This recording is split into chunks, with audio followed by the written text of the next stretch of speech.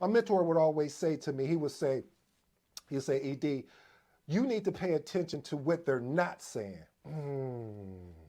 I'll let you vibe on that for a minute. Because family, when you start paying attention to what people are not saying to you, you start developing. I think this is what they call instinct. Okay, you don't like that intuition, and being able to have intuition and having that instinct allows you to be proactive versus reactive. Let me move. I'm cooking right now.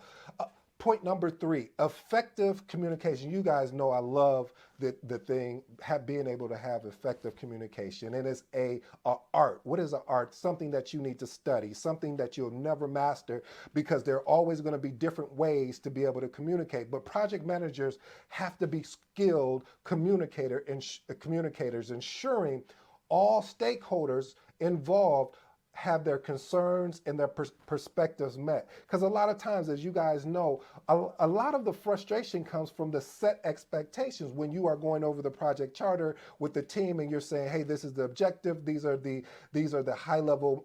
We're going to dig deeper into this.